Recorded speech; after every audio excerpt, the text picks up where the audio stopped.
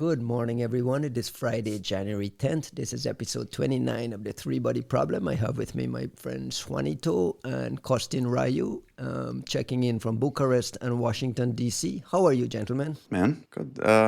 You, Just getting more into this like limbo scenario we seem to live in, where we keep repeating the same horrible situations over and over again, and nothing quite seems to improve. So good times, exciting, good times. positive And times. on that note, let's start right there.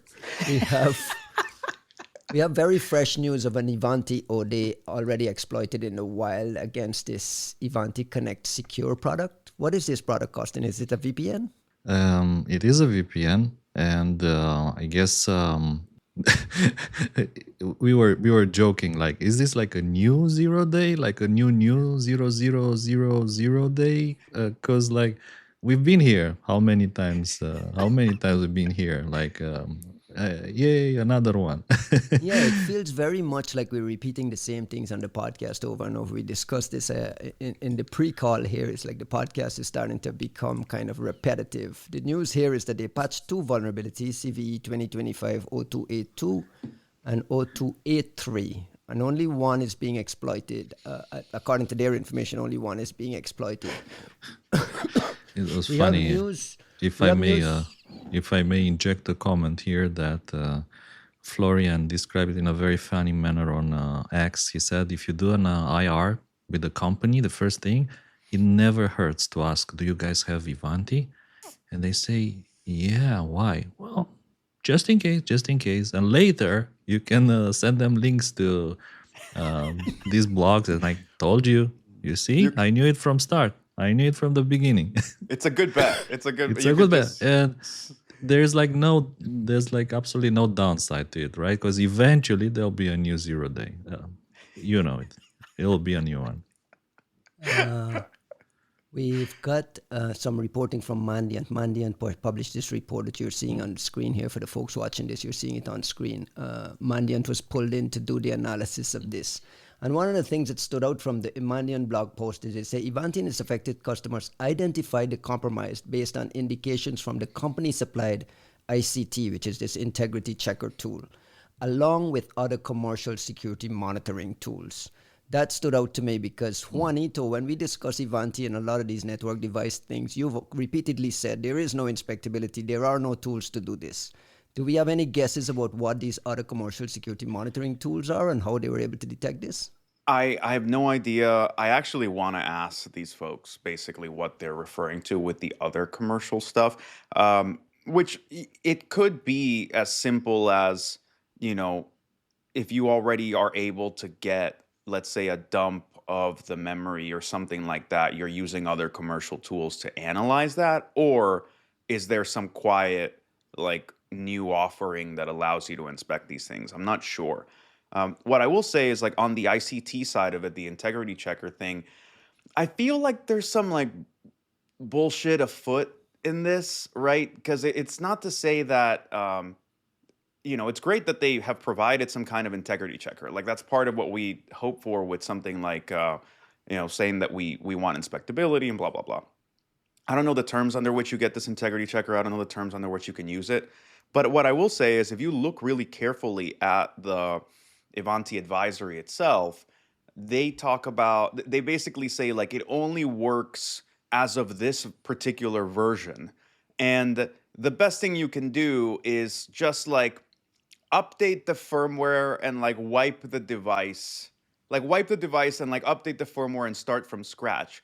And then you can run the ICT thing, and you're like, but that's a way to, like, you're basically disinfecting the device, right? Like, that it's a way to kind of, from the way I read it, they're basically like, oh, if you want to make sure you're good, wipe away all indicators of, like, compromise from your device and then run this checker tool. And, like, I'm not saying that that's, like, the way they necessarily are angling it. It's probably more about how the tool works and what you need in the firmware. But there is definitely some, like, fuckery afoot here where you go, you clearly are not prioritizing knowing whether you have been hacked already, because you're basically just saying, oh, if you want things to work well, just blast everything away and start over, and then you're good. Which is it's kind of insidious in a way that's like particularly disconcerting to me. I'll get to the ICT in a little bit because there's another bit of it that is that doesn't make sense to me. But Costin, I just want to go back to you on this commercial security monitoring tools that they mentioned. Any guesses at all as to what they're referring to? Is this when you say commercial security monitoring tool, it suggests to me that there's something that you can buy that in addition to this ICT, you can put some layers of things there to do some checking and to do some spotting of threat actor activity. What do you think is happening? Is this your Proxmon thingy? I was saying that what they're referring here is redirecting things like syslog to a SOC or to another cloud monitoring based system, which can analyze the syslog and potentially warn about, let's say, suspicious behavior. So I mean, when it comes to appliances, I think this is one of the most powerful and, to be honest, one of the few things that you can do, right? You can try to redirect the syslog from that appliance somewhere else and hope to spot some unusual signs of malicious activity in the syslog. I mean, this is what I am doing myself for pretty much all my network devices. Everything I have around, like routers, switches, I just redirect everything, all the syslogs to a central server. And I try to perform analysis there. I use, like, just to name a practical solution, I use Wazoo, which is a nice option. But What I is have it? also Wazoo, Wazoo, Wazuh, Wazoo. Oh, never What is heard of this this? thing. Yeah. It's some people may call it like it's Open CM, but to source be honest, XDR. is more than CM. It's definitely a more, like, it has an IDS, it has other things inside. So it's pretty powerful. You can redirect the syslog and then to a machine, and then the Wazoo agent running on that machine will look at the syslog events. I've seen Wazoo finding interesting things like crashes, reboots, application crashes, obviously, suspicious things. So that's one of the things that I'm thinking about that you can do with these network appliances. The other one would be SNMP based monitoring. So leveraging SNMP to look at, I don't know, if there's new users being created or things like that, anomalous activity. Unfortunately, nobody can guarantee you that any of these tools will spot the malicious activity. You can only hope. You can never say for sure that, yeah, if we do the Wazoo syslog SNMP thingies, we'll catch the hackers leveraging their 0 days against our network appliance. There's no guarantee for that. Right, So you but you can should only be doing hope. this, right? You should be adding multiple layers Absolutely. of things now that you know that this inspectability is difficult. You should be setting up multiple layers of. Yeah, I would do multiple things. I would never leave the Ivanti devices exposed on the internet by themselves. I would always put them behind another firewall and kind of try to limit the amount of ports which are exposed on the internet, and then I would log the hell out of them. And the logs, I would keep them outside of those devices. I would try to save them in a separate network, so-called out-of-band network logs, which is again what I'm doing for myself.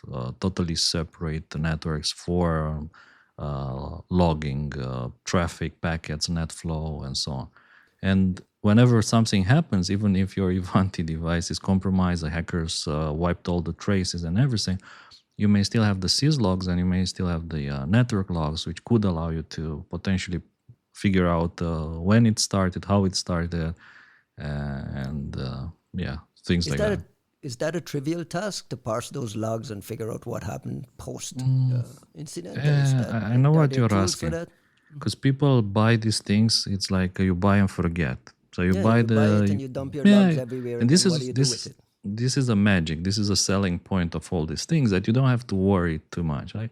I mean, I have money. I want to spend money and to sleep well at night. So they spend money, they buy these things and sign the pledge, and then they don't sleep well at night, I guess, or they sleep until they don't. Speaking of signing the pledge, I might add that Ivanti was the very first to sign the pledge. In That fact, seems it to might work. have been. It It's worked. very, very efficient. I want to Much come back to pledged. this. I want to come back to this ICT, this integrity checker tool. I'm reading from the Mandiant report here. It says recent versions of Ivanti Connect Secure have a built-in integrity checker tool that periodically scans the file system to detect new or modified system files that may be indicative of system compromise. Perfect. It uses its manifest during the scanning process. But the first thing that pops out is that the attacker immediately circumvents it. In an attempt to circumvent it, the threat actor recalculates the SHA-256 hash of the modified this upgrade file and inserts it into the manifest. So like it feels like, hey, use this integrity Listen to check. how fucking stupid the design of this thing is. It's just like a hash checker. Like it's not like the files are like signed. It's not like you're checking like some kind of like digital signature that means it came from Ivanti or whatever. They just made a fucking list of hashes for what the default thing is supposed to be. And clearly they're not even protecting that list because the attacker can just add the hash into the list and then the Correct. ICT goes like, oh yeah, it's good. Like, how fucking dumb is this? Well, Yeah, this but is, if I may comment, this is, I think, 90s level security. This is how we were Right. doing things in the 90s. And the other thing which attracted my attention, which because it's another 90s kind of a vibe. So we're talking about two CVs here, right? 2025 282 and 283, and they say a stack-based buffer overflow, and the other one is a stack-based buffer overflow too. And like, come on, we are 2025 January, and we're still talking about stack buffer overflows in this network appliance. I mean, So this there's is again no AS, 90s vibes. there's no ASLR, like there's clearly no like stack guarding, like none of the things that have been developed as like what are considered sort of like base level exploit mitigations are enabled on any of these fucking devices. And I think that's ultimately that's why like the CEO hostage video for Ivanti works so well, right? The ROI on the development of that video is just excellent because it's been 9 months and you can just keep reposting the same fucking video over and over again and it's going to keep paying off with their heartfelt apologies. But like the obvious thing here is there are no proactive technological attempts to like button shit down. It's just continuing to plug the holes on the hull of the ship with your fingers. And they're just going to keep doing it indefinitely. And we've consistently been picking on Ivanti, but it's the same across the board. If you go to the CISA known exploited vulnerabilities list and you start looking for these network devices and these VPNs and so on, it's like across the board, all these vendors are dealing with the same memory safety issues, the same old stuff. I want to pivot quickly to the Mandiant blog on this Ivanti thing because we got some IOCs, we got some Yara rules, thankfully for Mandiant. We don't get it from Ivanti, but we get it from Mandiant. And we have some attribution. Kostin, what can you tell us about the attribution? Is it reliable attribution? Quality of the IOCs, Yara rules? I'm sure you went over it. What do you think? Yeah, I like how you put me in the spotlight, knowing that I'm a fan of Mandiant attribution, right? According to you, Mandiant attribution is the best. It is. Maybe not here. I mean, we are seeing here that Mandiant says there's two Chinese groups that are somehow connected to this. That's one UNC 5337, and there's another one 5221. And the funny thing here is that I don't think I've seen this before, at least not publicly mentioned, that the fact that UNC 5337 is a cluster of activity says with moderate confidence to be part of UNC 5221. So it's like that's within an UNC. Yeah, it's like an UNC within an UNC, which is interesting, right? So to me, that immediately attracted my attention. I think they do talk a bit in the attribution section more on this from the point of view of UNC 5221. Sorry about it's tongue breakers, the big numbers, right? And I think that there was another interesting report which covers some of this activity. Remember when we discussed this little lamb Volt or Voltea a couple of episodes ago. That's pretty much this stuff. Like it is somehow those guys kind of got a heads up that this was coming, or somehow they had a hunch. And actually, that research and that release about the Little Lamb Multi, it kind of overlaps with this cluster of malware that they are talking about here. So I looked a bit at the Yara rules. I ran them on my systems. They're all solid, of course, kind of things that you'd expect from Mandiant. Unfortunately, there's not many samples. I think some of them are still missing. We don't have them, but nevertheless, it's good. I mean, we have IOX, we have Yara rules, we have information, and this is like things that people can use to dig deeper, learn more, find if they've been compromised, things like that. It's China, right? hmm Again, according to Mandiant, this is Chinese activity, and again, And China, and they got there through this connection to this Spawn ecosystem of malware, Spawn Ant, correct, Spawn Mole, yeah, Spawn Snail, SSH multiple backdoor tools. These that we've multiple previously tools. seen used by Chinese. So the attribution you feel is a little solid here. I see what's interesting here that I really wanted to mention this, that this cluster, they're not targeting Ivanti only, right? So they're like, for instance, in the past, they were targeting Cisco, if I remember correctly. And to me, this is, it's interesting because sometimes these groups are like really specialized. When you have a group targeting, trying to find 0 days, remember like in the Sophos appliances, or they're working on a specific platform, then they kind of become experts in that and they focus on that. So it's good to see probably what they mean here. Like these are the Ivanti specialists within the larger umbrella of that Chinese threat actor. And what I see, like my conclusion from this whole story is that Chinese actors, they finally understood what probably everyone else understood decades ago, that network devices are the best because there's no security, 90s level, no stack protection kind of measures. It's the heaven. It's amazing.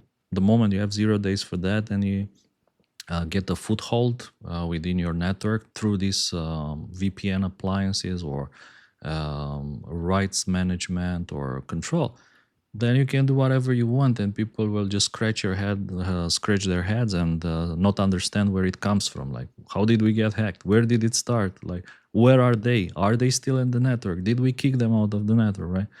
We can't say with 100% full confidence that we removed them from our networks, because they may still be in some appliance somewhere that we don't monitor because we don't know how to monitor. Juanito, with all these typhoons and stuff, you have to imagine this is nation state stuff at the typhoon level. Where are we going? Like, what happens next? Costin says this is like, ripe hunting ground. Is this, we've seen the hostage video, we refer to the hostage video, which in fact is the ex-CEO of Ivanti in a hotel room basically saying, hey, we'll take security seriously. We're going to remake everything. We got security religion. Everything is going to be fine. We're going to work heavily and we're going to do all these massive investments. Do we believe that this is actually happening in the background? Do we give them some grace and a year or two to really get things fixed? Or how do you feel? What is this, the level of confidence that we'll somehow get a grip on this? I have no hope whatsoever that the situation with Ivanti is getting better. And I'll say that not out of just being completely jaded, as much as I don't see what the actual pressure is, right? Like, I would love to think that the company goes, hey, this is an existential threat to us. The entire market is suffering because of our, poor practices across the board. Maybe if we invest heavily right now, we will be the market leader in a year and a half by virtue of actually being like more secure and able. And I think that would be like a healthy, medium to long-term strategy. But this is not a time for mega companies to take on medium to long-term smart strategies. They're almost all thinking on like as short-term a time scale as possible.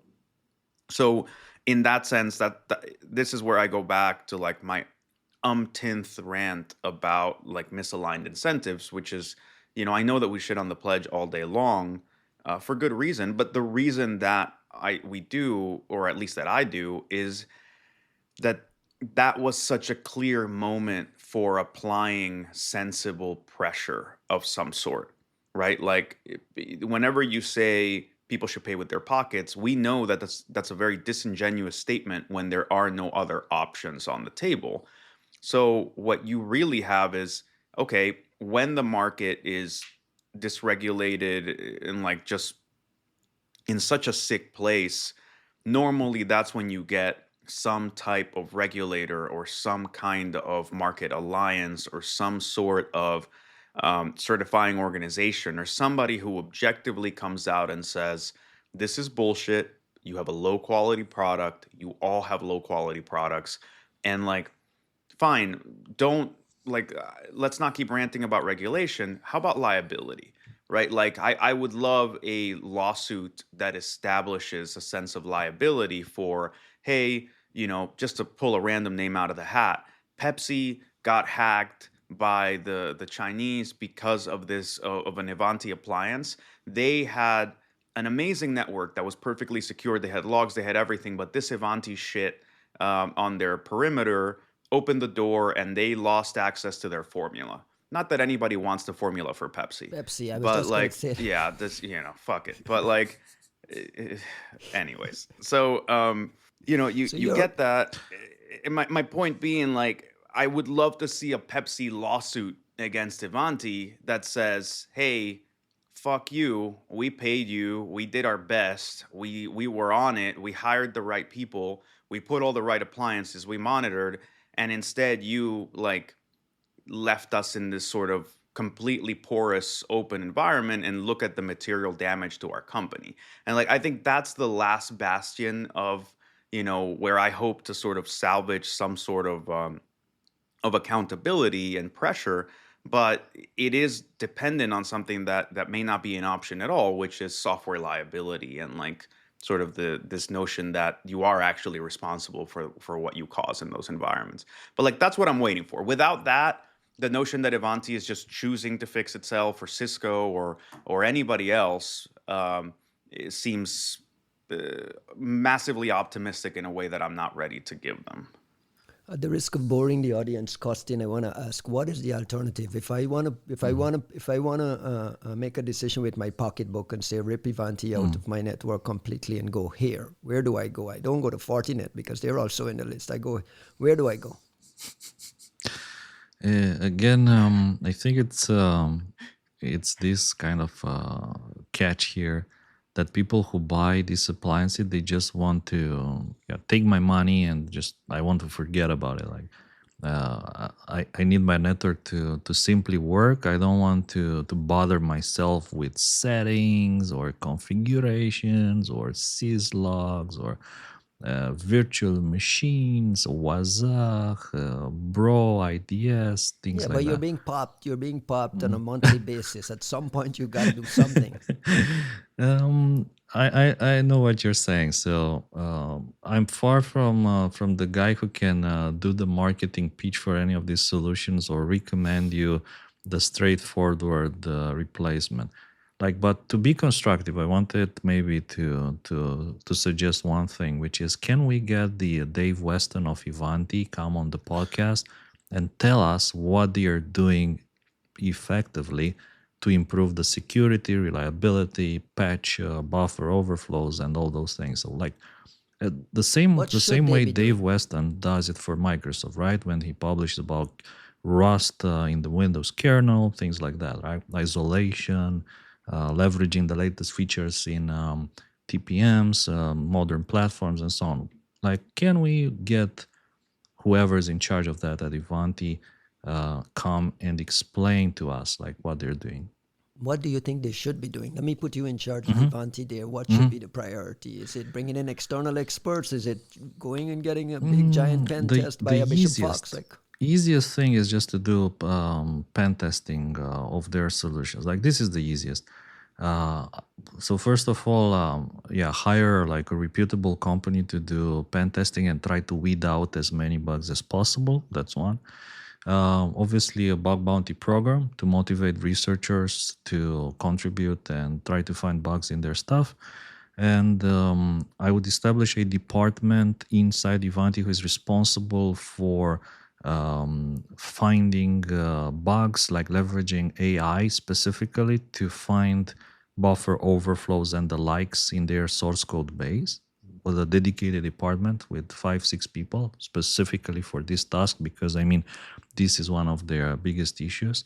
Then I would get someone to review what is like the platform that everything is based on, like the version of Linux, what is the foundation, and investigate how to update that to the latest versions of the Linux kernel and the mitigations and security protections that we have in the latest versions of Linux, or if it's even feasible to switch to something else as again like the foundation of the whole platform. Then I would also try to rewrite all the backends, try to identify what is the reason for all this buffer overflow. Is it like C code? Is it C++? Is it again like what is the reason for that, and replace it with better memory safe alternatives. Rust is what everyone is talking about nowadays, but I would just try to replace that, rewrite it. And very important, in my opinion, if you ask me, I would commit to like every quarter publish an update of what has been done and what like has been achieved. This is what we have done. We got rid of this. We rewrote that. And at the moment, we still need to work on that and that and that and that. Like to see like a transparency and the roadmap, and not just Ivanti. I mean, this is you can apply it to any company selling these appliances.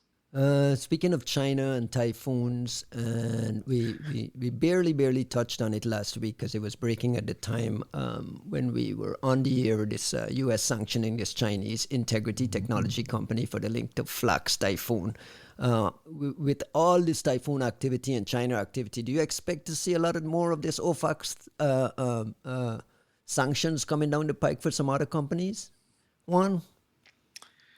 I think we hope so, right? Like the idea being that these indictments kind of tend to either reveal or cement some understanding about where sort of what the infrastructure is that's supporting some of these different threat actors, right? To us, they're just threat clusters, they're just unks, and maybe you got lucky and you stumble upon something that lets you know, hey, there seems to be like a company here or somebody messed up, and like you can kind of relate, and like the kind of work that like folks like Dakota Carey do so well.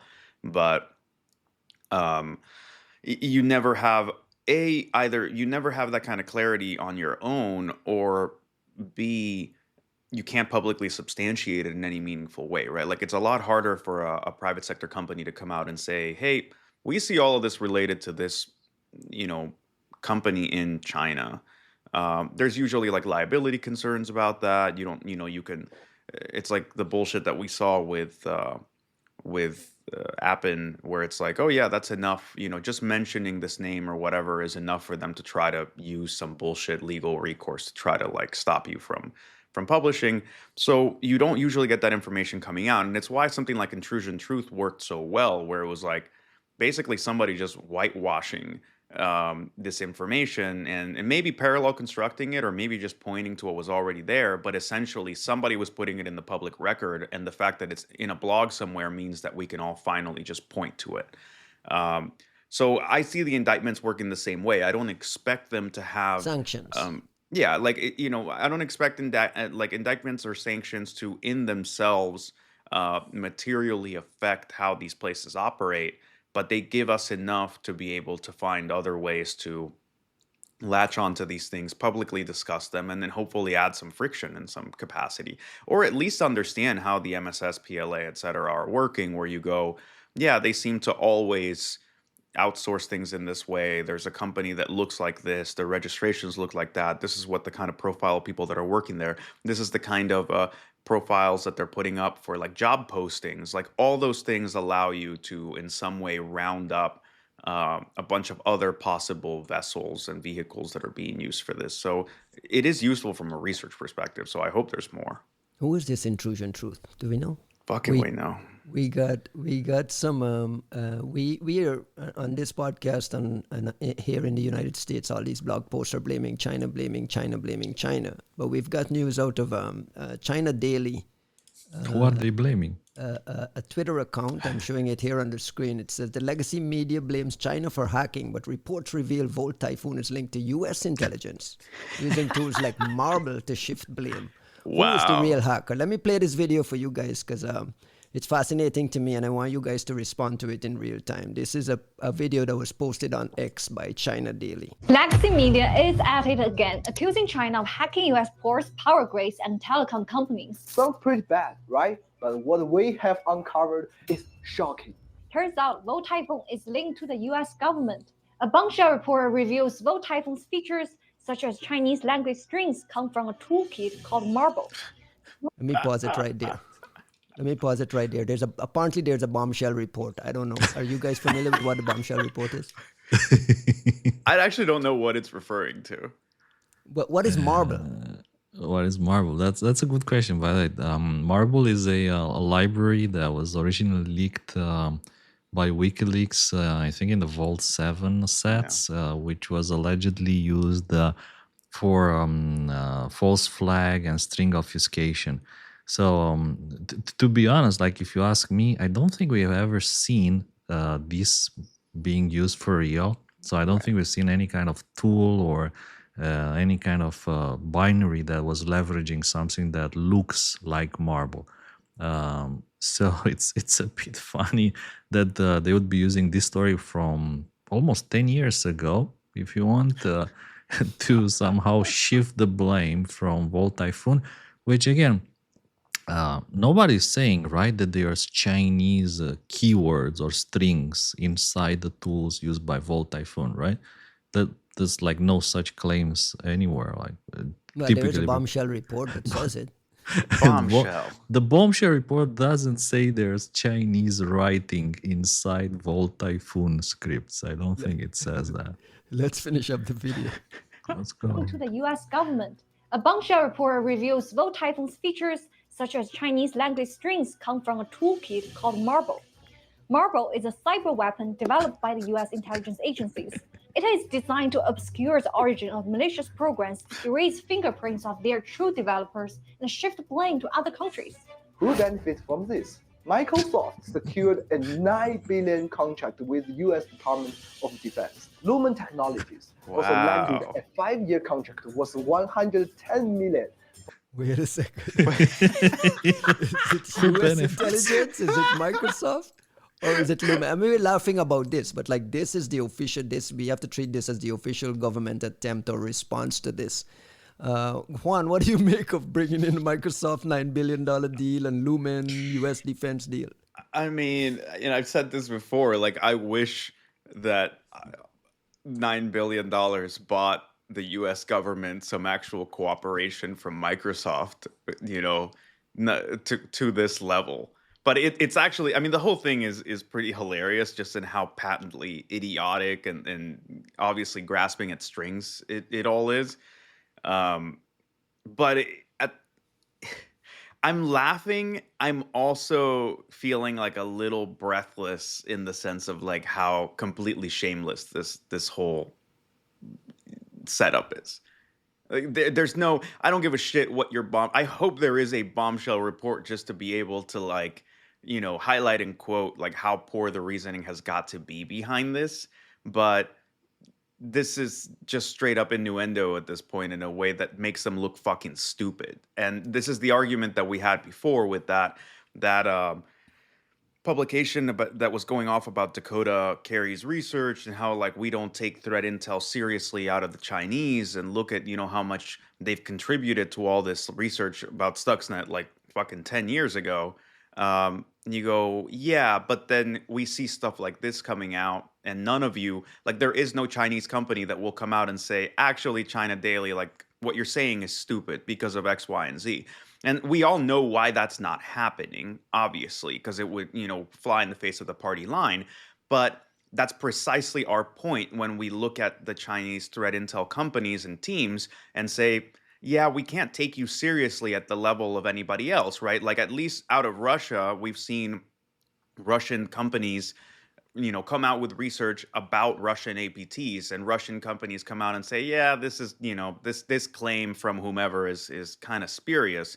We've never seen so much as a hint of that coming out of the Chinese research team. So yeah, I'm sure you have brilliant people. At the same time, whatever sort of tongue biting is happening over there doesn't make you look anywhere near as good or objective as you want. And this is a prime opportunity for Tencent or 360 or whomever to come out and say, actually, slow your roll. This is fucking dumb. Yes, you could argue this, that, and the other and on legitimate terms, but this argument is fucking stupid.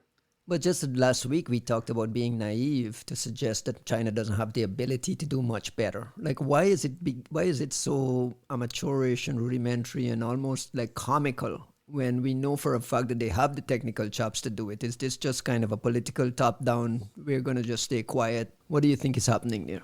So, sort of claiming that this is some kind of like conspiracy, sort of top-down sort of thing, entails a level of like overt coordination that I think is more nefarious or more planned out than it actually needs to be when you live in a place like this, when you live somewhere that is this sort of restrictive and punishing and fascisty.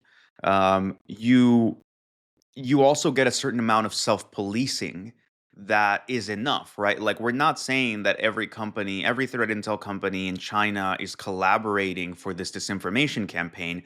What we're saying is they just happen to be very quiet about things that are clearly relevant in their space, that they, having the talent we know they have, are in a position to come out and say, yeah, no, that's not how this works. What you're saying is not true.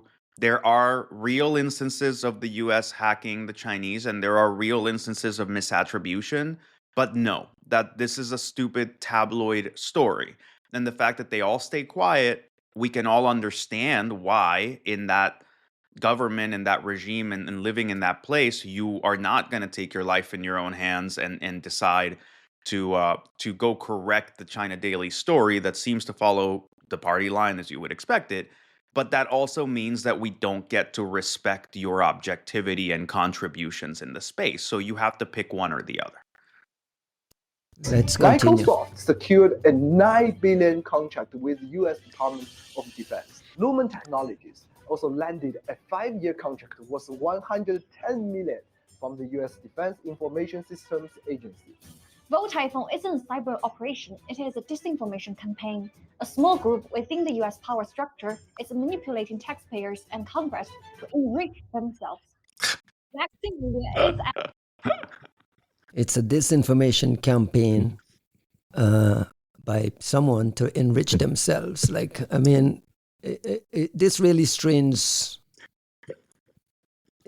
I don't know what to say. What closing thoughts on this video, Costin? You're taking deep breaths. Well, first of all, shout out to our friend Will Bushido Token, who sent us the video to comment. Go follow him on X. That's Bushido Token.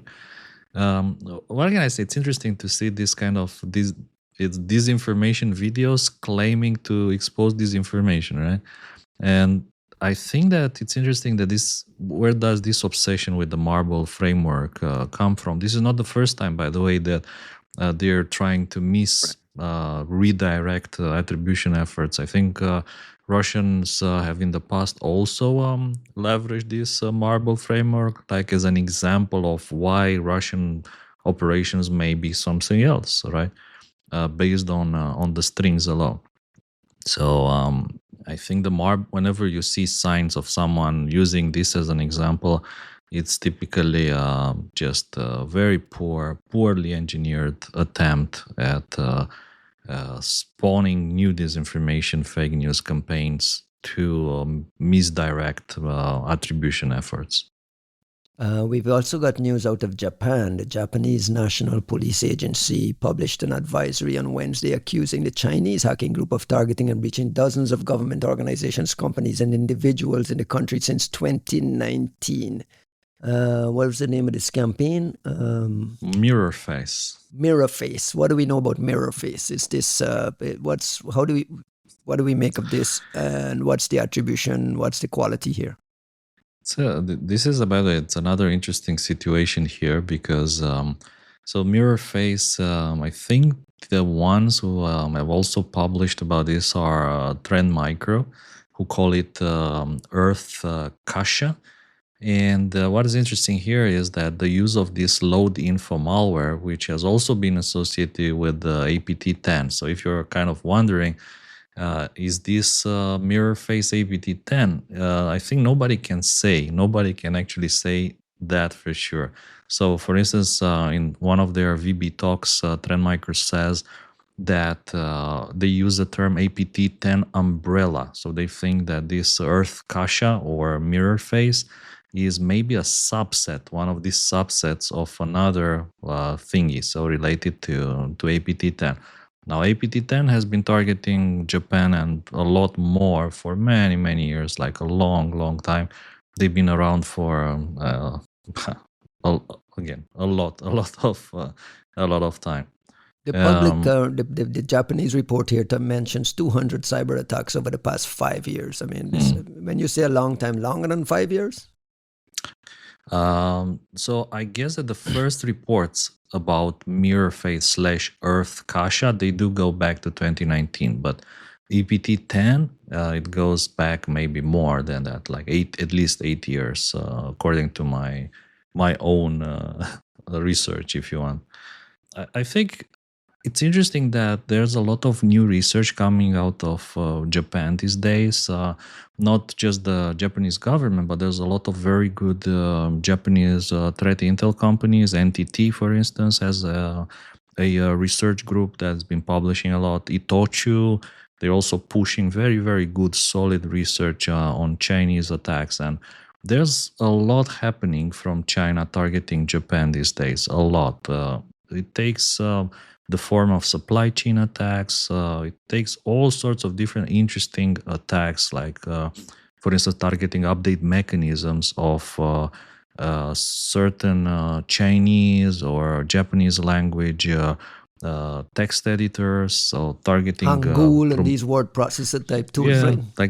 like those kind of things for Japan and for China that are being used in Japan. Or even like Wi-Fi style attacks, similar to the one that Volexity and Steve Adair was talking about. So there's a lot of happening in Japan these days from the point of view of China. And for sure, APT10, they've been super active, and Earth Cache, there's a lot of documented evolution of their load info toolkit, especially from Trend, by the way. Juanito, you've consistently said that Chinese APT bores you, but you've also said quite bluntly that China is kicking our ass. It feels like China is actively kicking everyone's ass, or are we picking on China? Are all these governments kind of colluding to just China? What is going on? No, I don't think we're picking on China. I think China's just the most brazen out of all of them, right? Like, you just kind of, it's just scale and brazenness, right? Like, there's not even a need to really hide things. Nothing seems to stop the drumbeat, and you just have these operations of scale that kind of dwarf everything else that's going on. I would also point out that it's not necessarily that the Chinese are so super spectacular, as much as I think they have, like I said before, like, they've engineered their way into our blind spots. What I think they've really figured out is just like, everyone is systemically weak in this way, and then they've optimized operations to just like basically laser dance in just the right way, in and out, up and down, and just in such a way that our telemetry sucks, that they don't get collected on, they don't actually get meaningfully stopped. You're not going to see any sinkholing, you're not going to see any redirecting, you're not going to see any blocking, you're not going to see clear like infrastructure that you can latch onto. Like they've just been incredibly smart in understanding how, just in what way we're all weak and leaning into that programmatically. Now, I don't get the whole like picking on China. I mean, we're Spy. All spy. All governments have an espionage unit that spies. Like, why are we making a big deal out of China being caught spying? It's more, spy, and spies will continue spying, and there's perfectly good reasons for spying. I think it's more along the lines of what are you spying for, and what are you using that for? And for some reason, we find it more objectionable when it's not for freedom. Yeah, when it's not for freedom, when it's for like economic warfare of sorts. But I mean, it to me, in my very rudimentary understanding of like Chinese 5-year plans and how their whole like manufacturing endeavors and general economic planning goes, there's been an understanding that this espionage, at least the economic espionage, is a key tenet and a key pillar in how they're meant to succeed, right? You have all this manufacturing capability, you have this cheap labor. What keeps it cheap is not spending on R&D. It's not spending on trying to catch up with so and so or figure out how it is that they did X, Y, and Z. So I think what's interesting about it is seeing A, how brazen it is, while also B, how like clearly established, systematized, entrenched a part of the way that this government and this sort of general country structure is propped up on that notion. That said, look, everything we've been talking about with the typhoons and stuff, it's not economic as far as we can tell. It's about war prepositioning. It's about actual espionage. It's about counterintelligence.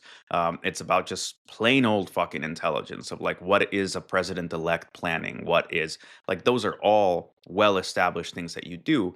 What I think is interesting about this is I think if the Chinese are feeling picked on, they're only suffering from success because the conversation I hear us having, or at least the one I hope we're having, is one about the extent of our failures. It's not about the extent of their successes.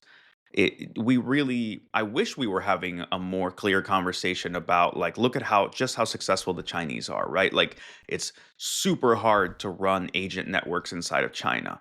It's super hard to keep the Chinese from having all of this infiltration, insider threat type espionage inside of the United States. It's super hard for us to keep the Chinese from like buying property in strategic locations of the United States, the way that like Kristen Del Rosso and Maddie DeVoe's research from LabsCon clearly showed, right? Like you have a super sensitive military base in the middle of God knows where America, and there's massive plots of land near those bases that are owned by Chinese companies with like barely anything hiding that type of ownership. Like there's so many ways in which we're getting played. And so there's the discussion that we could have about look at just how successful the Chinese are being in setting up this sort of like intelligence checkmate that is very hard for us to navigate just on the basis of our own laws and our inability to help ourselves. And then there's the alternate conversation, which is look at just how fucking weak we are in this, that, and the other way. And yeah, China can feel picked on, but they're suffering from success. And I think we need to be a little more sober about treating this all as a discussion of like categorical failure that we should use to pivot rather than wait to make it a postmortem. Do you have a thought on the incoming administration response to this? Because they're going to be we're 10 days away from inauguration of a new administration that's actively aggressive against China on tariffs. You expect this to kind of be folded into a lot of those diplomacy efforts upcoming. What is your feeling on how the new administration treats this? So I have a very specific way of thinking about this administration, this incoming administration, which is actually that I think of it as like grifter city, which means that I can't predict how these things are going to play out. I can tell what some of the usual dog whistles are going to be. And like China is an easy drumbeat for this administration, right? Like there's very little reason for them not to come down on China or treat them as categorically evil and categorically bad, which I think is narrow-minded in the sense that the US and China have a symbiotic relationship. And that's what makes it so complex, right? If we were talking about Vietnam, you go, yeah, Vietnam has some manufacturing, but if Vietnam were to vanish off the face of the earth tomorrow, God forbid, it's not like the US finds itself like without any kind of mooring in trying to figure out, oh my God, the place that we relied on to make everything has suddenly vanished. What are we gonna do? Right? And that's where I think I'm not trying to be naive and sort of say that we need to be more supportive of China or whatever, but I think that when we categorically think of them as a complete evil and a complete, like, morally absolute reprehensible place, which you can make that argument on the basis of their human rights record and blah blah blah blah blah, but that undermines the fact that we're in a symbiotic dynamic with them. And the argument in that case, if you're smart, is to say you want it to be symbiotic rather than parasitic. And that's not something that we are handling very well. What the US is not, like, every conversation about China fails to account for the fact that if China, like, were hit by a meteor tomorrow and disappeared, we would be mega fucked a bunch of different ways because we are reliant on them for all kinds of manufacturing that we cannot just snap our fingers and replace. Like, it would take a categorical change in lifestyle, change in production, change in import-export dynamics, change in everything to suddenly account for a non-existent or non-functioning China. So that's where I see us being not like I see us being a bit smooth-brained in how we consider them, how we talk about them. Um, that said, you asked about this administration, and my problem with them is not what they're willing to do. It's not what they're gonna say they're gonna do. It's the fact that what you get with this type of administration is, like I said, grifter city. Like what con man, what convenient person finds themselves in a position to suggest whatever harebrained scheme they think is the right way to go?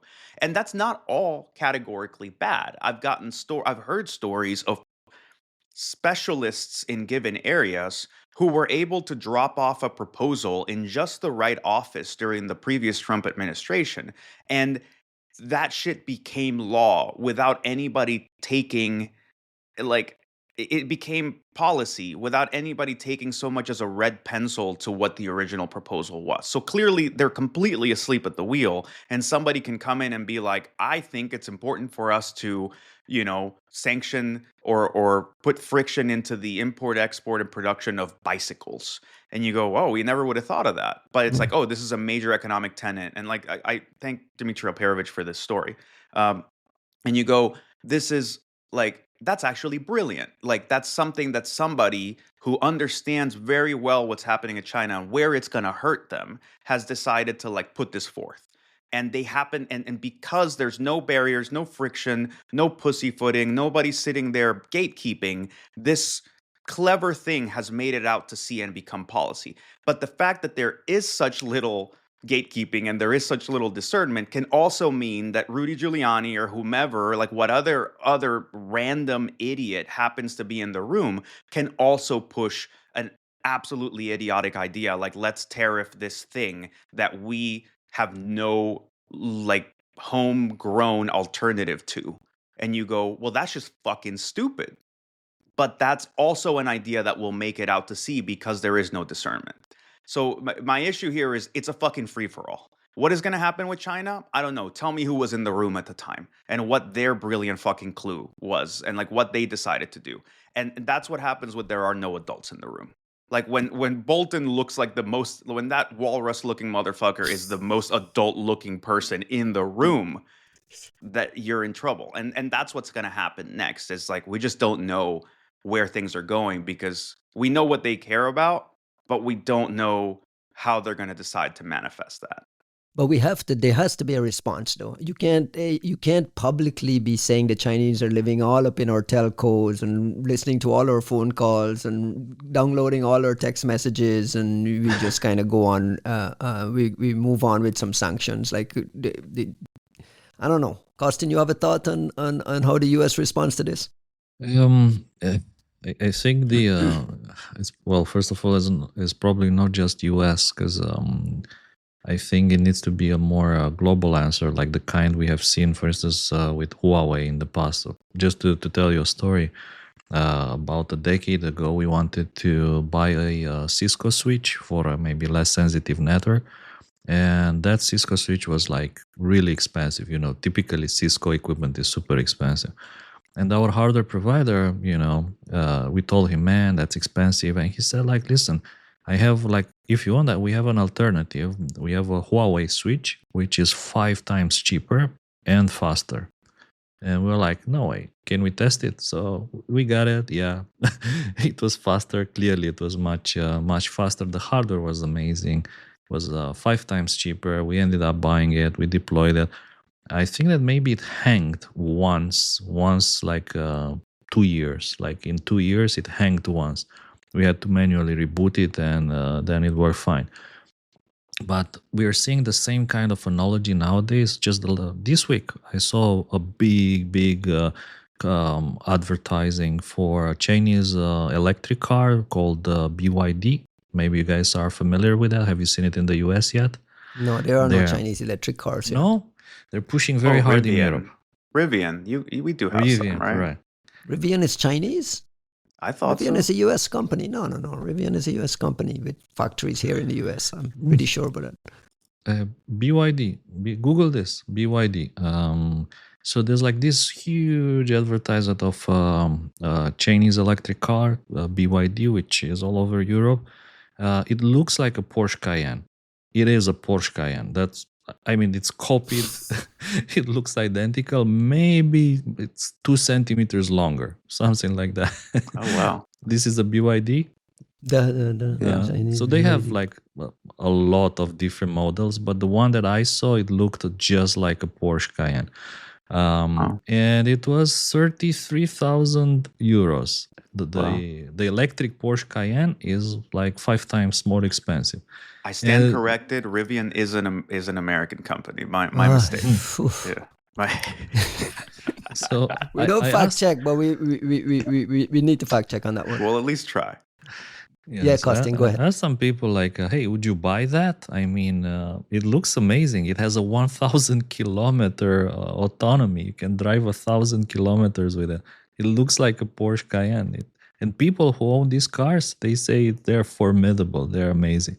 And it kind of reminds me of that Huawei story. Like the hardware is good. Maybe it will hang once every 2 years. So the pitfall here is that, being much cheaper, the only risk, and everyone's saying like, but like there must be a catch. What do you get? Like telemetry, they're recording all your trips. What are they doing? They can remotely lock your car, or maybe remotely brick it, or can they spy on your conversations in the car? And how is it different from Tesla, though? That's what I meant. Like Tesla, Elon Musk can unlock your Tesla. Yeah, if he we wants, just had right? this issue here in the Las Vegas incident from New Year's Day. Tesla remotely opened the car. Tesla was able to give law enforcement every stop that the guy made on the way to all his charging stations. So everything is recorded anyway. This is the future. And there was this story also about a contractor, like a subsidiary of Volkswagen, who leaked like the history and the locations of all the electric cars from the Volkswagen group. And again, the question is, why are they recording all the locations? So they're tracking wherever you go, wherever you stop, they're tracking that. So I guess the issue here is that what China is doing, it's cheaper, perhaps sometimes more like modern hardware, better, faster, whatever you want. The only solution is tariffs alone in the US will not fix it. Only maybe tariffs everywhere, like European Union, coupled with the US, with the great state of Canada, with Greenland and the Gulf of America. Panama. And the Panama Canal. and the American Panama Canal together, putting tariffs might make a difference. But otherwise, we are no longer 2012 when China was stealing technology and trying to create replicas. It feels to me that we are in a totally different position when sometimes these are, let's say, on a pure capitalist market, the solutions are more attractive, if you want. So that's the true issue. And this is active all over Latin America, all over Africa. I mean, I'm from Guyana. In Guyana, we have Chinese Huawei equipment being deployed at scale there because of this. It's cheaper, it's faster, it works, and they simply can't afford American technology. So, I mean, if this is the future, Juan, we're going to continue to have this boring conversation about China on the podcast every week? Yeah, I mean, to the extent that what we're trying to espouse as foreign policy are effectively unfunded mandates, right? Like going to these different countries, and we've talked, like I said, we talked about this before, right? You go into a place, you say, hey, Huawei is garbage and it's part of like Chinese hegemony, and you shouldn't buy their stuff. You should buy this stuff instead. And like these people look at you and they go, this is a $250 million project to get cutting edge technology to an African nation. We didn't have $250 million sitting around. We don't even have $50 million running around. The State Department is going to come and offer me $20 million to spend on US tech, however they see fit. Which isn't going to be mindful of like what the grifting economy in its realpolitik pragmatic form, how it actually works in Africa, Latin America, and so on, where like greasing palms is a part of doing business. So you're complicating the use of that money, and you're offering me 20 mil compared to the Chinese who just showed up here and said, oh, yeah, this $250 million project, we'll give it to you for half, and we'll finance that half over 35 years on like natural resources. And we'll send you all the people to build this shit. And you go, I mean, it's not a contest. Like there's no discussion to be had. It's, do you want 5G and cloud or not? It's not, do you pick between this thing and the other? So like in that sense, the US and like Western alliances were never going to succeed in Africa and Latin America. Because all they've done is like finger wagging instead of actually logistically making things possible.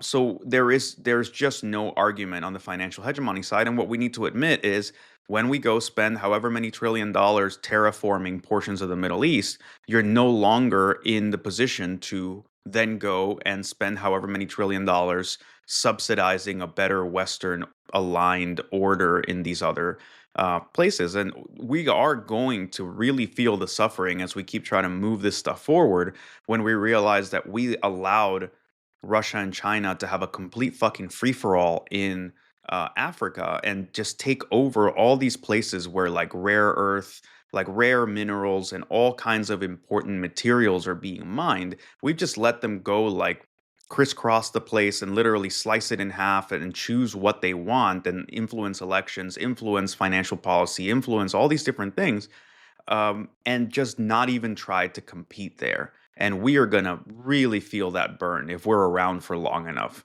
to figure out how that's going to impact us. I got one more story here, just staying in China, just so we can close the loop on this, is a new report out of Threatbook on APT-32 poisoning GitHub and targeting Chinese cybersecurity professionals and specific large enterprises. This is a Southeast Asian APT group, Ocean Lotus. Do we know who is behind Ocean Lotus, Costin? We know. It's a Vietnamese team. So they've been around for some time. And what's the story here? So, I mean, one of the top targets for Ocean Lotus / APT-32 have been Chinese government and Chinese companies and Chinese researchers. I think is kind of an interesting variation here. So what they were doing in this case, they published an interesting exploit, I think for CobbleStrike it was, that was poisoned with a Trojan. And then they seeded this all over Chinese cybersecurity forums so that the Chinese researchers would actually download, play with it, and get infected. APT-32 is a kind of, I think it's an interesting fish, and they've been around for some time. Um, even I think, if I'm correct, leveraging 0-day. So they were leveraging 0-day exploits. I don't think they were developed by them, but they were acquired or purchased from other tools, from other groups, or from other exploit vendors, if you want. But it's kind of funny to see how the trophic chain looks like. China is spying on the US, Vietnam is spying on China, and like so on and so on. Everyone has their nemesis. Everyone has like a neighbor that is always interested to know what they're doing in their backyard. And of course, in case of Ocean Lotus, they're not targeting just China, but for them, I think China is a top interest. One is Vietnam and some of these Southeast Asian countries. Are they pretty active? Is this something you track closely?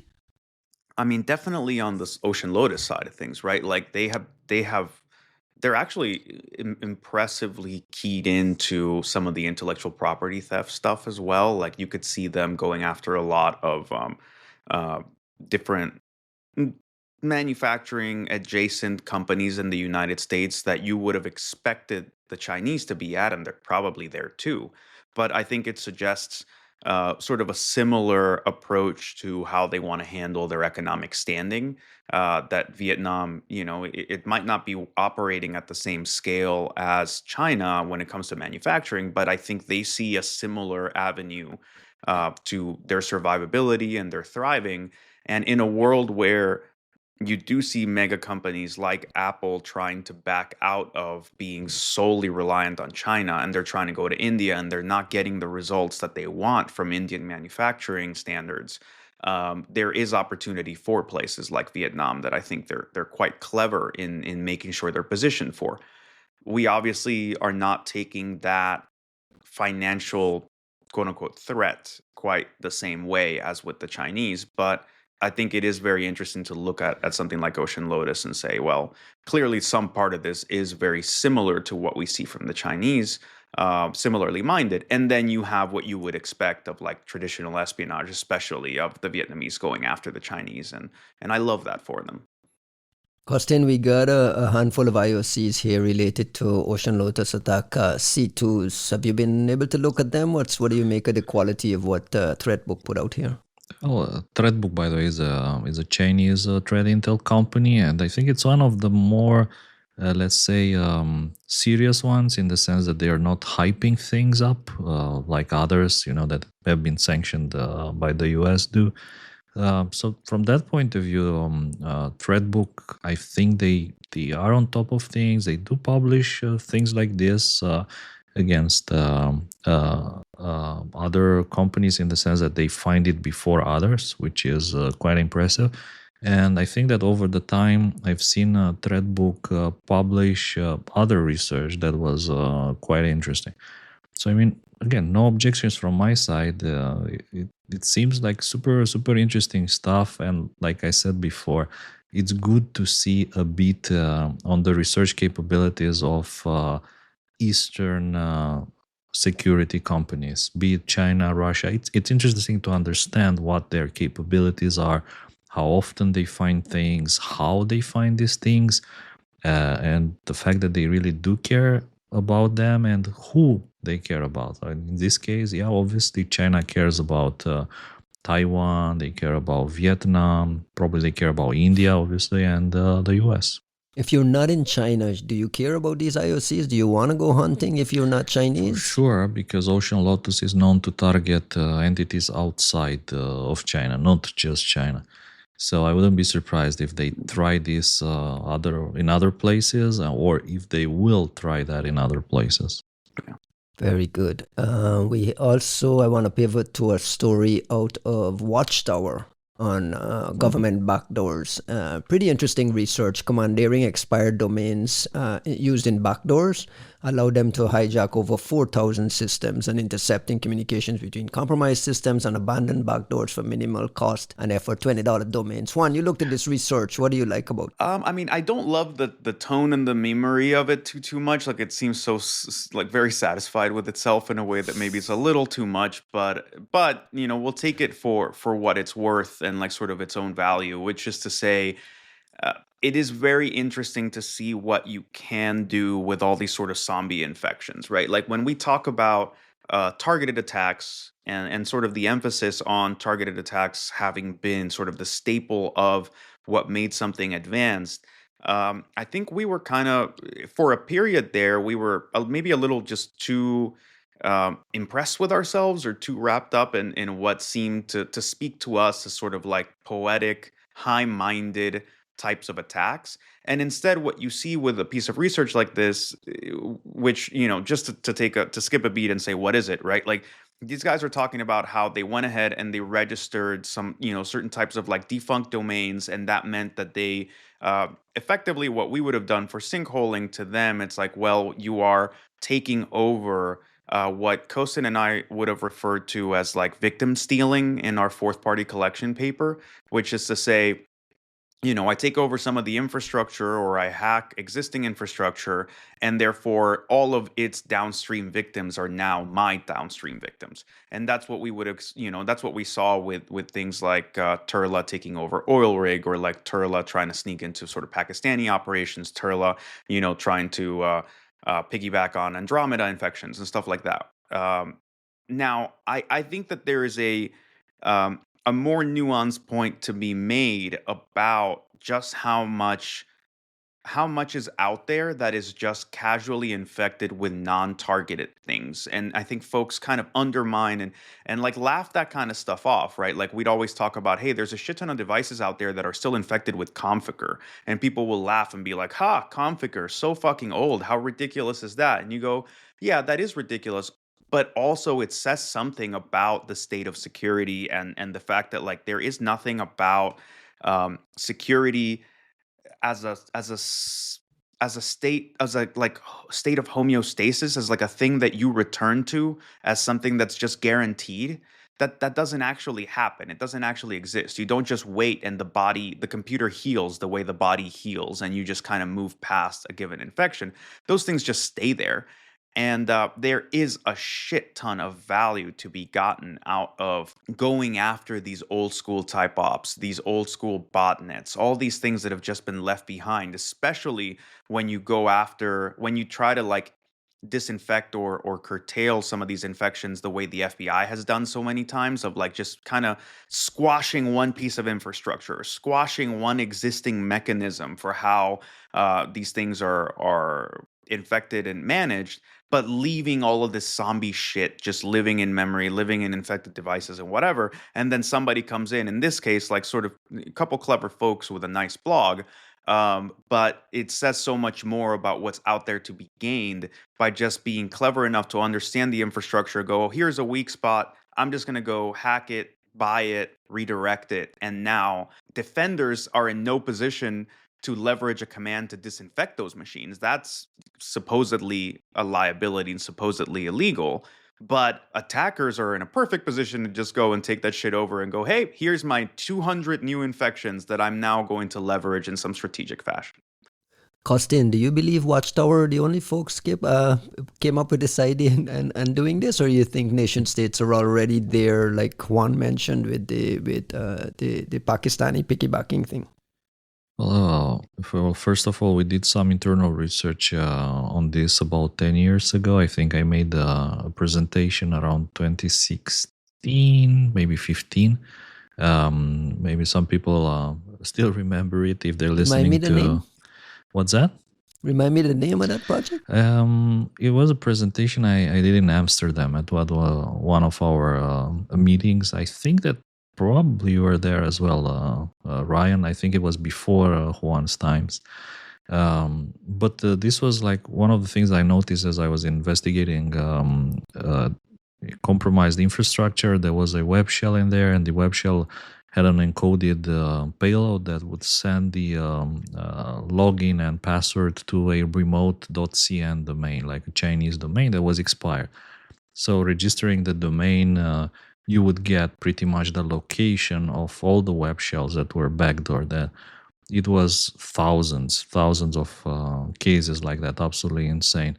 The other case, by the way, which I remember, is of the NSA developer that infected himself with a smoke bot variant. and it came from keygen for Microsoft Office. And at the time of the infection, someone else took over the CNC from that smoke variant. So it was no longer the original people, but somebody else. So just imagine how many of these smoke loaders from keygens are out there with their CNCs expired. And imagine how many Gold and people actually GATAC, download them. Yeah, not those, like, let's say, fake or infected keygens, right? With gold, but with many other things, like even like commodity stuff like the smoke loader, which is super popular. Andromeda, super popular, and taking over that again. It happens. It has been happening for a very long time, including, I think, by nation states. So if you download keygens, if they're infected, the worst thing you can do is just disinfect it and move on, because in reality, something much worse could have happened. Is there follow-on research to be done here from this, or is this? Well, I was thinking, like, myself to collect a bunch of older keygens, like from, bless you, from 5 years ago, something like that, and try to run them in sandboxes, see where they're beam up and see which expired domains. And again, sinkhole, maybe with the help of our good friend Silas, and see how many people are actually still infected out there or could potentially be attacked this way. I think that would be interesting as another dimension of this pure web shell research. This abandoned infrastructure is not an issue, Juan, that's going to go away, right? I mean, this is a recurring thing that we can expect to see more of. Yeah, no, for sure. There's no way that goes away. You actually don't even want it to go away in some ways, because it's a corollary that goes hand in hand with what we do as far as like sinkholing, redirecting, and what folks like the FBI have taken to doing for the sake of like trying to break up operations, which is also why the takedowns tend to be so shitty. Like if they don't actually listen to the researchers and do it carefully, they'll lop off like a half portion of what the infrastructure, like some connecting node in the middle of things, and then you go, well, but that means that somebody else can come in and sort of revive this or take it over in some other capacity. So in some ways, I would even say that some of the takedowns we've seen before have actually furthered this, like made it even more plausible in some ways. I think the problem that you get is more along the lines of what can people do with what they take and what they get access to. And I think that's an area where we're obviously shooting ourselves in the foot by playing Boy Scouts and saying, "Oh, look, like there's this massive botnet. We have access to this piece of infrastructure. We could just push one command and disinfect 30,000 machines and then take out this control node." But instead, they go, "Oh, no, that's hacking. What happens if you issue that command and one of those machines is actually like connected what to a happens then? baby that's intubated in an orphanage hospital somewhere, so innocent, so pure." So you know what? That abstract, completely ridiculous possibility means that we'll just leave them all infected and we'll take out this one server. We'll go to do our press, conference. I'll get a promotion. We'll pat ourselves on the back until our hands fall off, and Mr. then like Hackback we'll all over move here. on. Yeah, it's like fuck off. But it is to say, like, it is the general sort of background radiation of insecurity. And like Kosin said with the keygens, right? Like you get interesting groups like Gold and GATAC. You get interesting components like both, like, if I remember correctly, Dark Hotel and Animal Farm sort of pushing to make these big bots based on things that were like seeded torrents and things like that, where you go, there is a value to having a bunch of am I remember that correctly, Kosin? Like with some Dark of Hotel did have this self-propagating yeah. worm, right? Animal There's Farm, I don't recall it, but I with may be Animal wrong. Farm, I'm thinking about what was it, Nbot maybe? Where Mhm. you get sort of infected components, and the idea is like there is a value to having a fuck ton of infected machines, either for like presumably DDoS, but also because the exact same thing we've been talking about. I infect Orb networks. Right. You could have redirection, you can have false flag implications, or you can just go the new Chinese route and you go, I have 30,000 infections. Are there any of them that are in interesting places already? And let's go from there. So there is a value to taking on that sort of operation. And with things, I keep bringing up gold or GATAC, whatever you want to call it, because there's something to be said for proactively seeding insecurity in a clear, self-motivated way. Everybody's going to want a copy of Photoshop. Everybody's going to want a copy of Microsoft Word. Everybody's going to want a copy of Windows. Most of these other countries don't make a habit of actually paying for licenses and getting official update channels. So let's seed keygens that are infected already. And coming from the AV or EDR, XDR standpoint, we're not even in a position where we can just proactively kill these things too easily, because you could very well kill the Windows install of some customer, let's say in Ukraine, because you took out the thing that was like the activation bypass for their whole Windows installation, or you stopped their Photoshop from working because they were using a cracked version of Photoshop. And you go, this is clearly a source of massive insecurity, but economically, I can't look at them and be like, yo, go spend $2,000 per computer on software licenses so that you can be secure. It's like, not an option. Speaking of Ukraine, I have another story here on my list about Ukrainian hackers wiping a big Russian ISP called Nodex. Ukrainian hacktivists operating under the Ukrainian Cyber Alliance group claim responsibility for the cyber attack. The attack resulted in the complete destruction of Nodex network infrastructure, leading to significant internet outages. Costin, do we have IOCs? Do we know what's happening here? No IOCs that I know of, and actually, I was trying to find any IOCs associated with UKA, the Ukrainian Cyber Alliance, which has been around for a very long time, like since 2016. Originally, there were like several activist groups that they joined hands, and then they brought a few more groups on board. And I think over the time, they've done a lot of these wiping attacks. So they've been responsible for a lot of them. This statement from Nodex is funny. There are no deadlines or forecasts. First, we will raise the telephony and the call center. That was the focus. The network has been destroyed. And they've done this before. UKA in particular, they've done this many times, including they've done this to a ransomware group, a Russian ransomware group. I think Trigona ransomware, which was funny in my opinion, that they managed to hack that ransomware group and wipe them, kick them out of business. So it's interesting, part of the ongoing cyberwar between Ukraine and Russia. There's of course the Ukraine military intelligence who have been doing these kind of operations for a few years already and bragging about it. And it's also a lot of these hacktivist style groups on both sides, by the way, that operate from the shadows, some of them with a lot of members, like patriotic hackers, if you want, super active. Like, for instance, some of them, especially Russian groups, have been targeting Romanian ISPs as well. And for instance, they were trying to shut down the Deaf Camp website, the conference I attended in December, in order to disrupt this Western technology conference in Romania.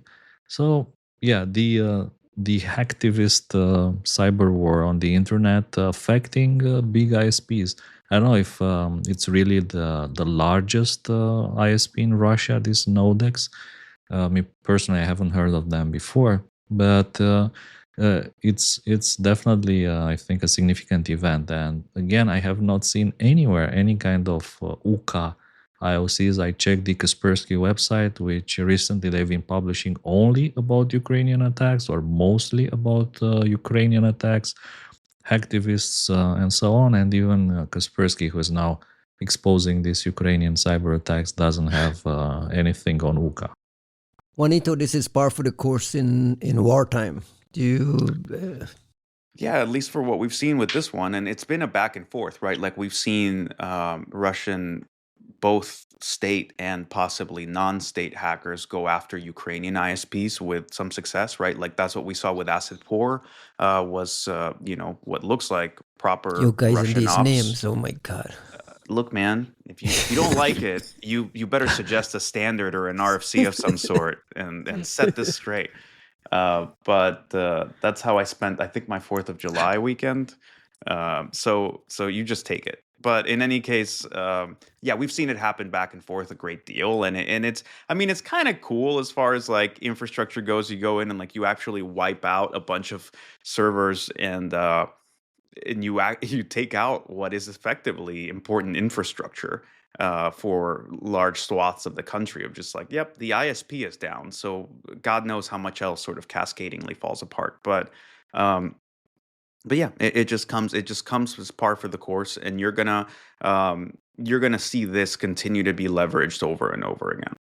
Couple of small stories I want us to touch on because we're starting to go long here. Is a new story from Kim Zetter actually covered this drone swarm stuff that's been kind of floating around the United States, New Jersey. I mean, everyone's like, oh my God, everybody's seeing a drone and no one knows what's going on. No one is saying anything.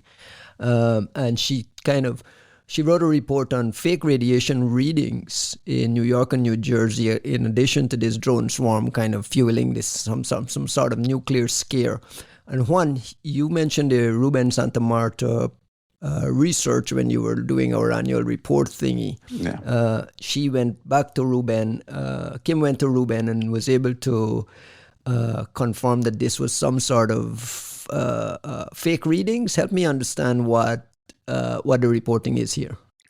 Yeah, so what you end up getting is actually something that I think Ruben started to sort of detail in a kind of terrifying way when he put out his own research, which is like apparently a lot of this um, radiation telemetry, for lack of a better word, seems to be mediated by really duct tapey, MacGyvery, shitty sounding, like very rudimentary sounding mechanisms, like, websites that don't necessarily have like proper auth and like all these different bits of like connective tissue that make it sound like it's more of a hobby project than what you would expect for like monitoring nuclear like radiation in different parts, and to that effect, it looks like folks were able to abuse that like rudimentary system to be able to put in a bunch of fake readings for like effectively radiation spikes in different places, and then you let that's one aspect of it. And then the other aspect is you have folks that are so primed for conspiracy theories and like expecting to tinfoil hat their way to everything that you go, oh my God, this anomalous thing that we can't verify must be connected to this other anomalous thing that we don't understand, the whole drone thing. And you go, oh, they're flying drones because they're looking for a stolen nuclear weapon. They're looking for this other nuclear, potential nuclear disaster that's happening. I think more than anything, I am more aghast at seeing what the quality and standard of what is fueling something that you would consider as important as monitoring of sort of like nuclear radiation spikes. That's not necessarily the most official system, but just one of the ways that this is done. Then the other side of it is how terrifying it is that we are so primed into this with the whole drone nonsense, which I have no Why do you idea call it what's drone happening. nonsense? Because I have no idea what's actually happening here, but I also have this, to me, looks like the kind of You don't think people panic. are seeing drones? I'm sure people are seeing things, I treat it the same way as like reports of UFOs. Like people see things and then they misreport what they're seeing, and then they post a shady video, and then somebody else makes a comment, and another person speculates, and then you never go back to the fact that like that video was like of a Starlink satellite, or that video was of of somebody flying a balloon somewhere, and like maybe there was something off or shady to it, but we are forgetting how much potential we have for like bizarre mass panics and how much like people are primed to like people who want to see things will see things, and then you have all this completely unfiltered social media like network effect that makes people think that there is a massive set of incidents that are unaccounted for. And in reality, what you have is, like I said, network effects where you can effectively convince a small population that there's a whole set of other people substantiating something that in reality is just a bunch of unverified claims and grainy footage, and people who just want to believe something bigger is happening. So, Costin, back to UFOs. Brothers, I am such a sucker for all these stories. I mean, I believe everything. I want to believe. That's my motto.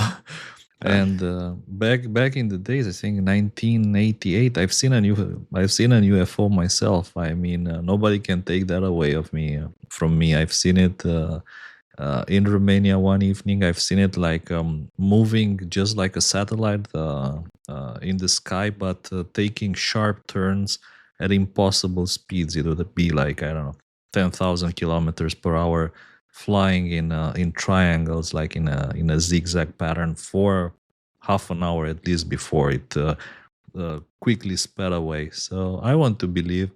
I mean, if it wasn't drones looking for what is called a broken bow, then maybe it's UFOs, maybe it's aliens. We can still hope. I think we all hope that it's something like that, right? Like that we want to, and that's precisely the point. We want to believe, and I think it's not to say that everything is hysteria and there's nothing out there that we don't already know about. I think the world is actually much more composed of things we don't understand than we'd like to think, as in the sort of like human, very flawed hubris. But in this particular case with the drones, I think we're in such an obviously bad state of like information fidelity that I'm not saying nothing is happening. I'm not saying that no one has seen anything that would be worthy of investigation.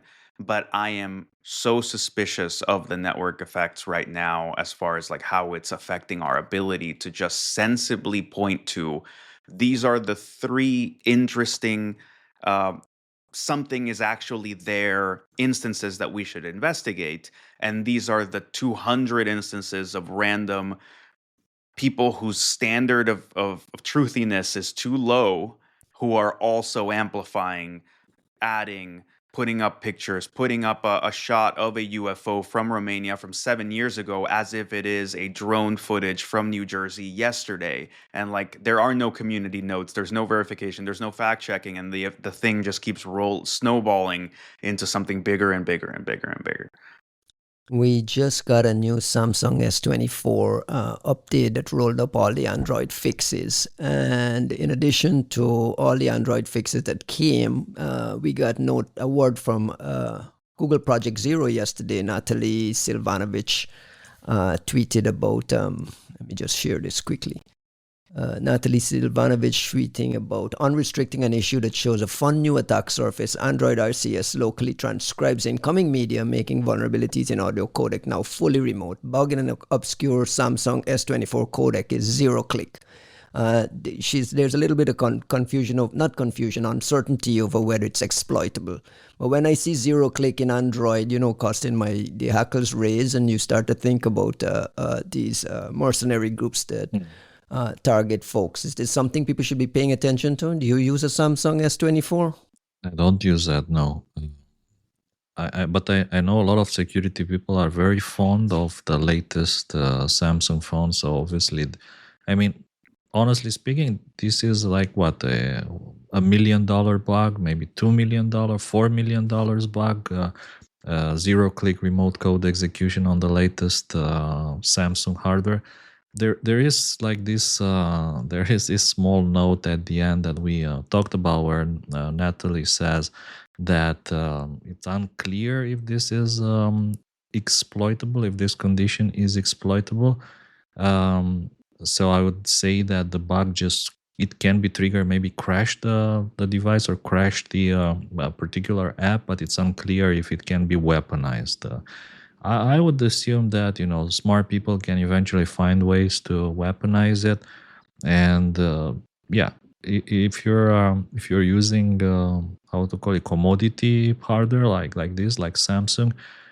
If you, for instance, you were targeted as a company massively on iOS and you replaced all your iPhones with Samsung, then I think that you really should care. And this is a good example that it means nothing. If you just switch from iOS to Android, you're just as vulnerable. Nothing changes. Maybe it's even worse because the logs are much worse on Android.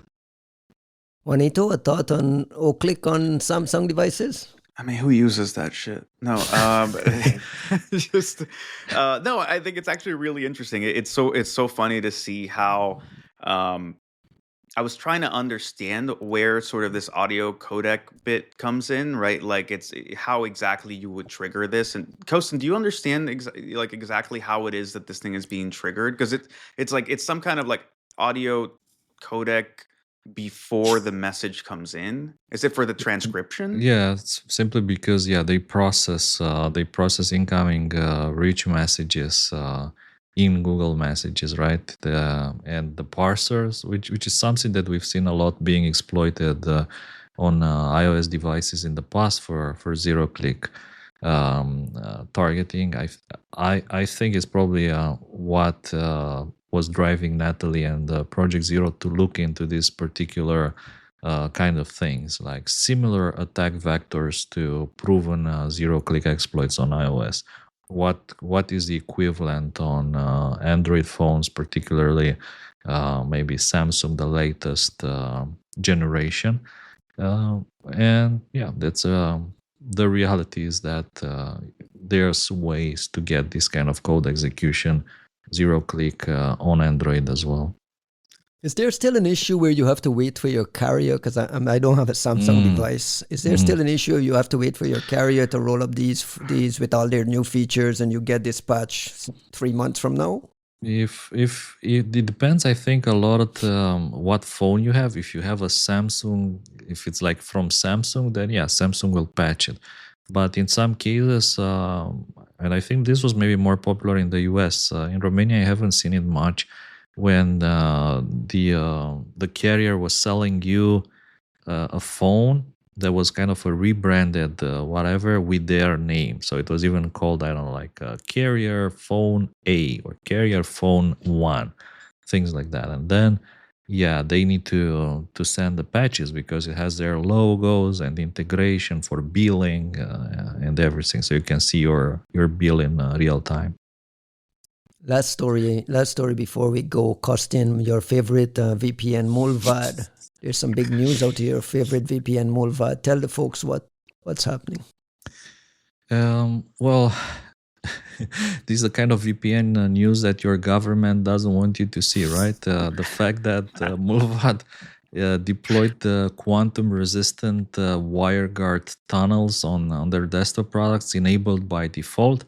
Which is, I think, it's pretty interesting. They were actually in the past they were experimenting a lot with the quantum resistant tunnels, and obviously, what is the reason to care about quantum resistance at the moment is because people worry that big players, big intelligence agencies are capturing all the traffic on the internet, including like tunnels, and storing them indefinitely until a powerful enough quantum computer emerges that allows them to decrypt pretty much all the traffic. So I think that Mulva, they've been kind of pioneers in this field by caring about quantum resistance. They originally implemented the Crystal Skyber algorithm, but recently NIST finished their standardization efforts, and they put that under a new kind of standard called ML-KEM. But it's pretty much the same again as Crystal Skyber. What I think was interesting in this story is that Jensen Huang, the new messiah, right?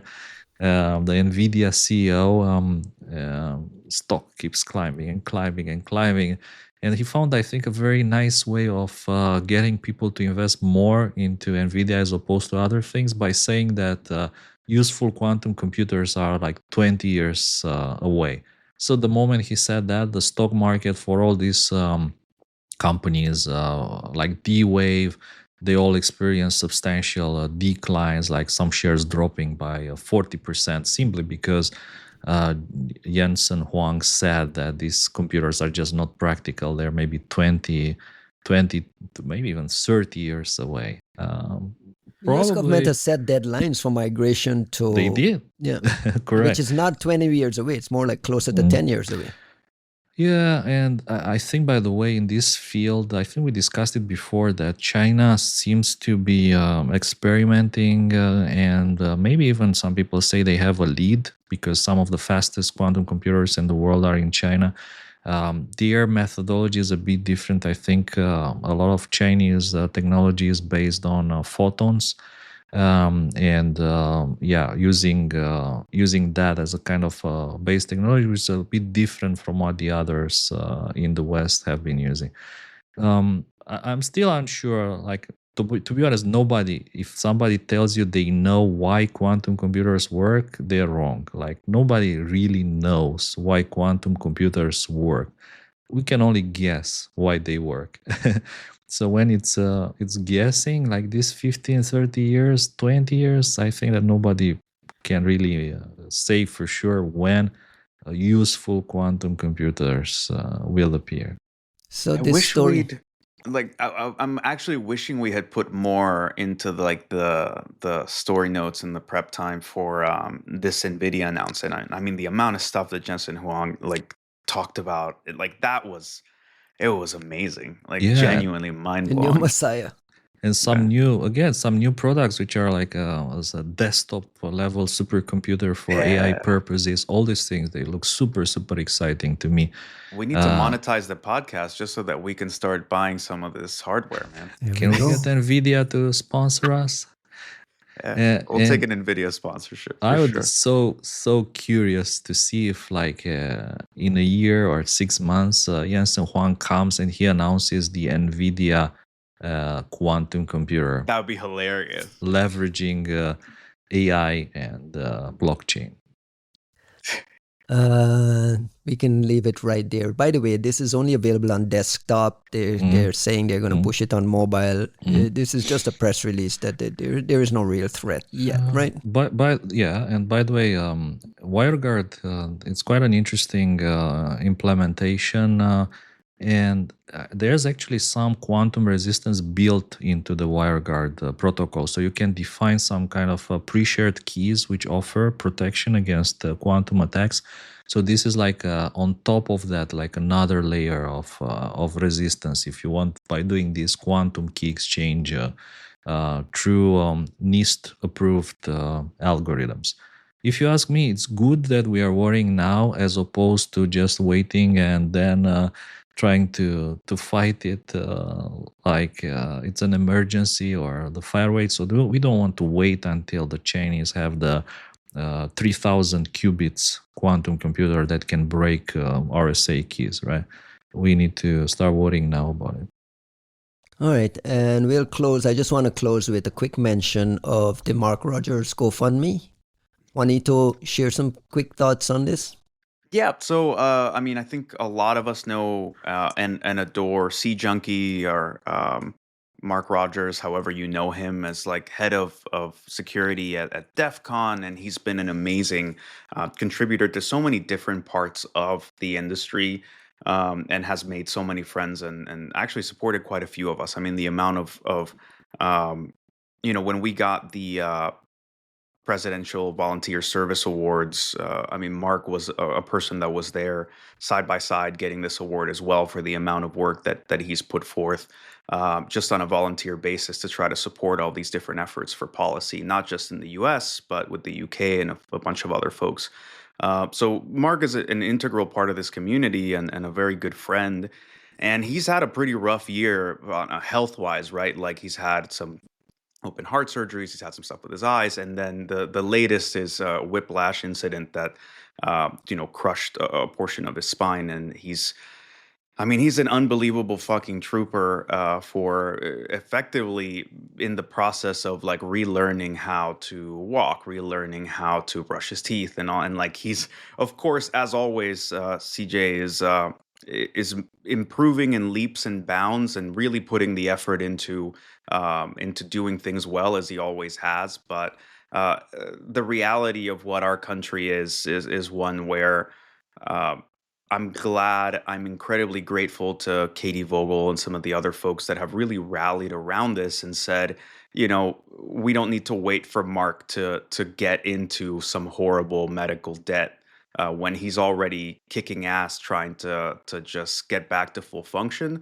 And I'm incredibly proud of this industry that has really come together to take care of their own as they always do. Like the amount of 1337 donations that are in that top is just fucking phenomenal. And I'm just grateful that we can all rally around supporting a pillar of our community that has done a lot for all of us. And this is our moment where we can at least make a meaningful difference in one space and come out and support. Absolutely. Get well soon to Mark. I mean, there's no one in this industry that's gone to a security conference or hang around in incident response circles that hasn't crossed paths with Mark and has benefited from his work. So, buddy, we're pulling for you. Hopefully, we get you out of that wheelchair. Speedy recovery. And then the last hopefully thing, get him in the podcast at some point too. Absolutely. And then the last thing is the passing, the sudden, not necessarily sudden, but the passing of Amit Yoran, CEO and chairman of Tenable. This happened last week. Amit had been struggling with cancer for quite a while. I've interviewed him over the years. I mean, he's an OG of cybersecurity as well. It's been around forever and ever. I remember him when he was, the precursor to US CERT and CISA. He was there in the early days. Passed from cancer. Our sympathies to his family, his brothers, who we also know in cybersecurity industry, everyone over at Tenable. You're in our thoughts.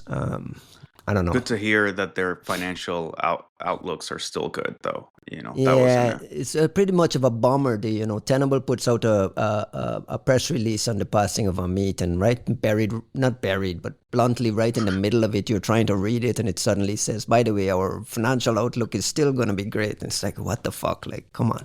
There has not been a single person who hasn't who's read that and hasn't commented on sort of like the slimy capitalist disgustingness of it all.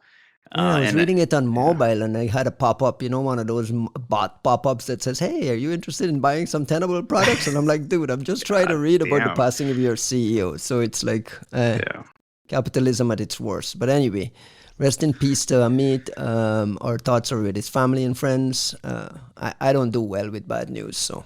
Yeah. I think while we're on since we decided to end on the bad news side of the podcast, reach out to your friends in LA. It is amazing just how horrific and genuinely widespread and affecting the situation is with folks in LA. I actually heard from a good friend today who has had to be evacuated from his home. I hope that isn't, that doesn't actually mean that they lose their home, because it's just such a horrifying circumstance. But look, the videos, it might as well be like, if anybody ever watched that like stoner comedy, This Is the End, which is supposed to be about the rapture happening in LA. The videos look like stock footage from that movie. It is genuinely horrifying. It is. Shout out to our buddy Alex Matrosov, who also had to bail out from LA. The binary office had to be evacuated out to Santa Monica. Alex is in a hotel room in another city now with his wife, trying to piece things together and figure out what the next thing. So yeah, reach out to your LA friends. It's just terrible. It's just impossible to look at and understand that this is happening in real time. On that terrible, terrible note, have a great week, everyone. Thank you, gentlemen, for hanging in. It's been a long podcast. Just remember, I'll catch you again next week. Start every incident with, "You don't happen to have an Ivanti firewall, do you?"